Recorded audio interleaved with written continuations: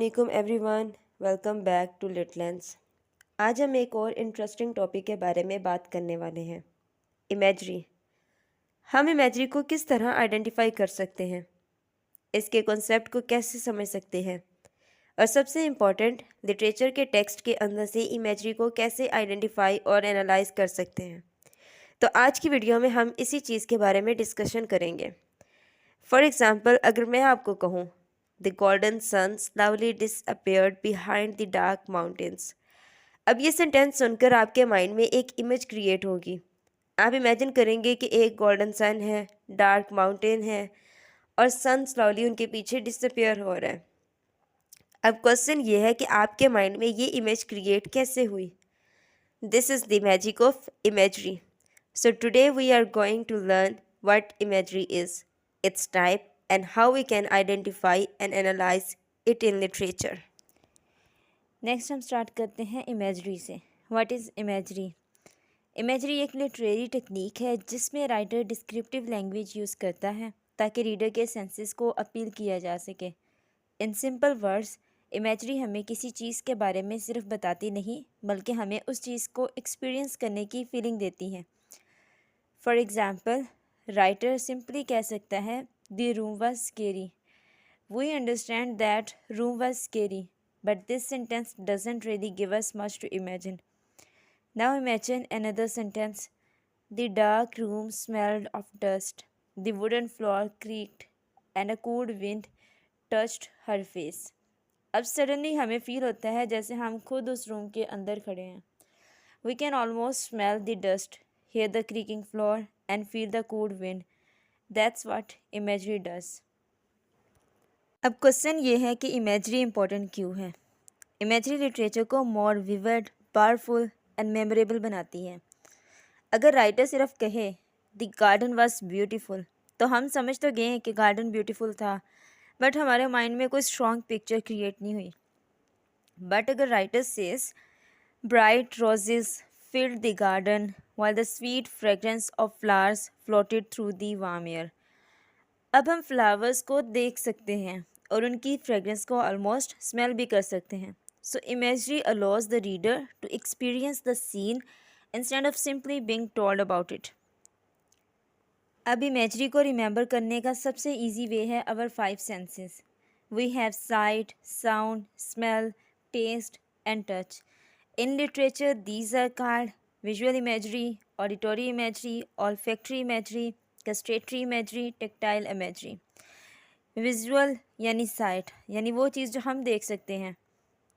Like हमारे पास example है the bright red flowers covered the green garden.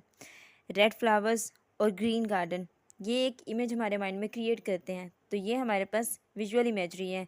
Auditory imagery यानी वो चीज़ जो हम सुन सकते हैं। Like thunder crashed loudly across the sky, अब इसमें क्रैश्ड लाउडली, इस साउंड को हम इमेजिन कर सकते हैं। नेक्स्ट हमारे पास है ऑल्फैक्टरी इमेजरी। इट मीन्स के smell, the sweet smell of jasmine filled the room. अब ये जो स्मेल है, जिसने जैस्मीन की स्मेल को फील किया होगा, उसको ये स्मेल प्रेजेंट टाइम पे भी महसूस हो रही होगी। गस्टेटरी इमेजरी, टेस्ट यानी जिसका रिलेशन हमारे टेस्ट है। For example the lemonade was sweet and slightly सोर। अब इमेजिन कर सकते हैं कि लेमन का टेस्ट कैसा होगा, थोड़ा स्वीट और थोड़ा sour. Tactile imagery, tactile imagery describe touch और physical sensation. For example the cold wind brushed her skin, यहाँ हम कोल्ड विंड को अपनी स्किन पर फील कर सकते हैं। अब एक इम्पॉर्टेंट डिफरेंस समझते हैं। A simple sentence like the garden was beautiful, ये सेंटेंस हमें सिंपली इंफॉर्मेशन दे रहा है।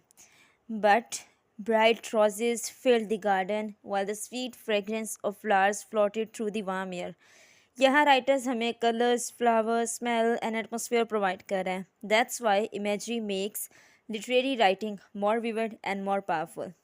अब एक लिटरेरी एग्जाम्पल देखते हैं from John Keats poem to autumn.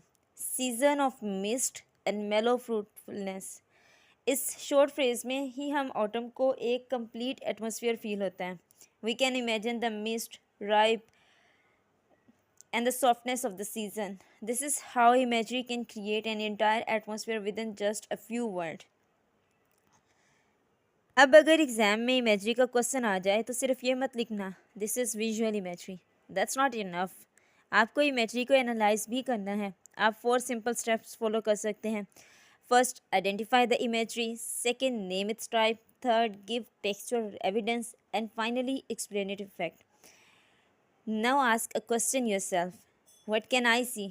What can I hear? What can I smell? What can I taste? What can I feel? और फिर ask what pictures, feeling or atmosphere does the writer create? Now read this sentence carefully. The dark clouds covered the sky while the golden sunlight disappeared behind the mountains. Can you identify the imagery? Pause the video if you need a moment. The answer is visual imagery because words like dark, cloud, sky, golden sunlight, and mountains create a visual picture in our mind. And that's exactly how you should identify imagery in a literary text. So remember, imagery is much more than beautiful description. It allows reader to experience literature through their senses. Whenever you read a literary text, don't just ask, what is the writer saying? Instead, ask yourself, what can I see, hear, smell, taste, or feel? Once you start thinking this way, you will begin to read literature like a real literary analyst. Hope this video helped you understand imagery in a simple way. Allah Hafiz.